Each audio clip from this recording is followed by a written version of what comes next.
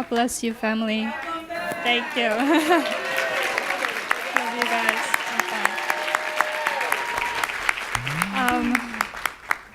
I can't stand very long, so I'm just gonna keep this brief.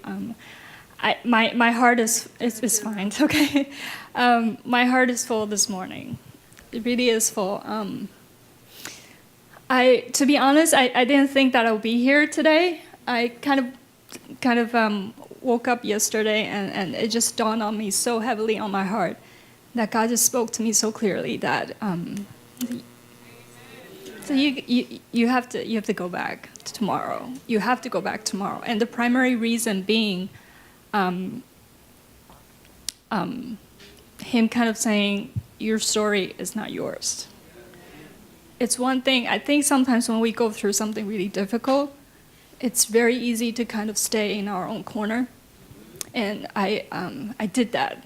I've had my own pity party, balloons and decorations galore. I even got catering. It was quite a feat, but but only 3 people on the guest list: me, myself, and I. So we had a good time, but then afterward, it really gets boring after a while. And so I feel like yesterday the Lord's like, your story is not your own anymore. It's time to go back. It's time to just let people know. Even though I feel lousy. I'm for those who don't know, I'll be very brief. I was born with a condition that manifested itself about 20 years ago. And then since then, I've been in and out of hospitals trying to figure out what it is. It's a very rare condition, but quite tricky. And then 17 years ago, I had a stroke at age 16. Had a stroke, was completely paralyzed. And that was kind of like the worst case scenario. So really after that, no doctor wanted, not because they don't want to, I mean, people want to help you, but there's really no good option to treat me after that. And so for the last 17 years, I made do, and by the grace of God, He really helped me to finish school, to finish college, grad school, and get work, and just, I'm completely filled with gratitude for what God has allowed me to do. But kind of, part of you is like, is this all that there ever will be? Am I ever just gonna go and tell people with a cane and say, I was paralyzed, but now I walk with a cane? That's great, but you kind of, the more you know about the Lord, the more you know. In your heart of hearts, it's not asking too much to know that, Lord, you are able to do so much more.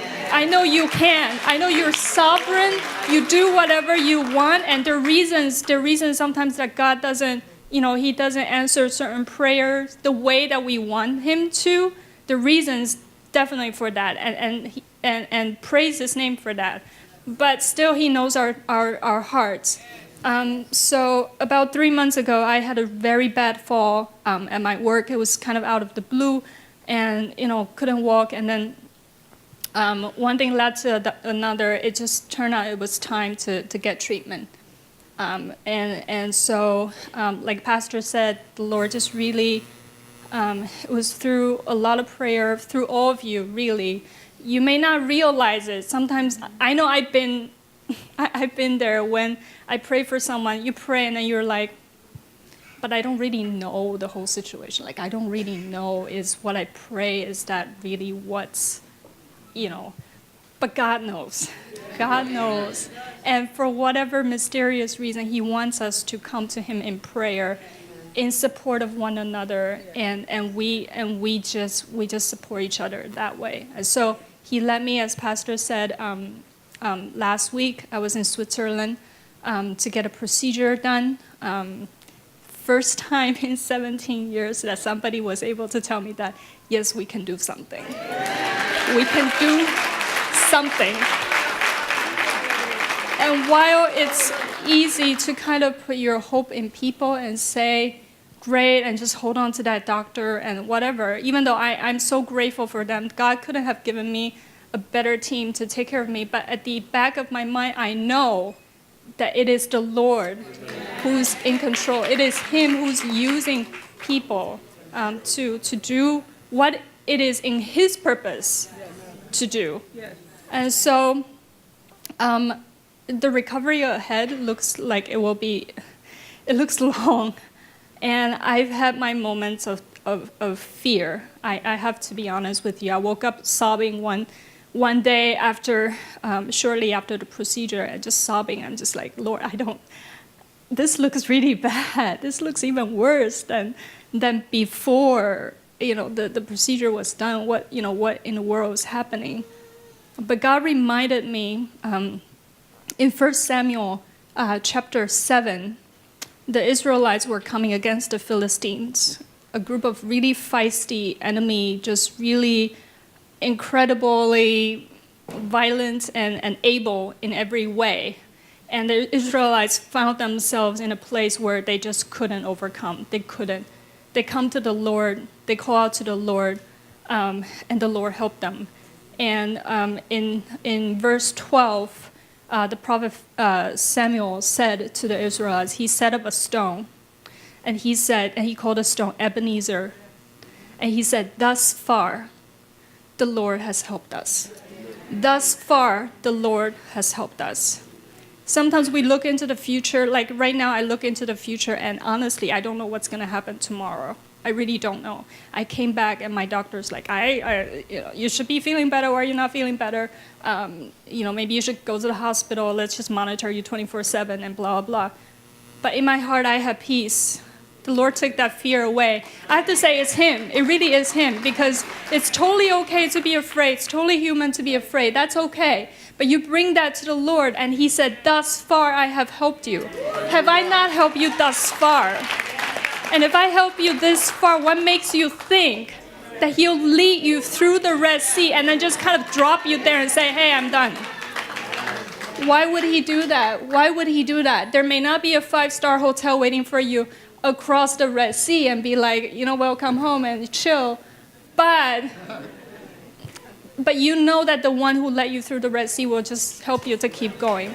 And I know that that's what He's doing. So I really wanted to do two things. One is to thank you all so much from the bottom of my heart for your prayers. I ask that you please continue to hold me up in prayer, because it's looking like it's going to be a little hard, but I know that God will do it. He will do it. Yes, He will. And secondly, I also just wanted to tell you that it's if you're here today, you're like, this all sounds really nice, but it just sounds like, like whatever. I just want to tell you that it is so good to know that in a time when nobody has answers, when the so-called experts, the doctors, the whatever people who are well-meaning, intentional people who want the best for you, but they simply don't have answers. Hallelujah.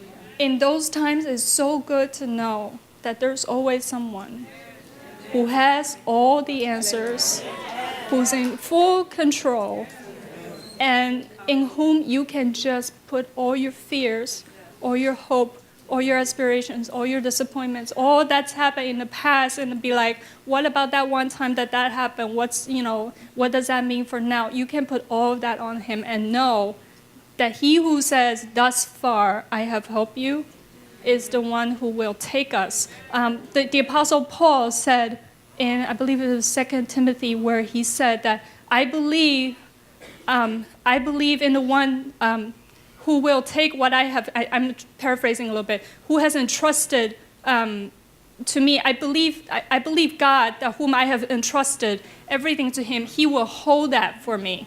He will keep it for me until that day. And what are we entrusting Him today? We're entrusting Him our hope, our aspirations, and everything that's in our heart. We're entrusting our lives to Him, and He can keep it.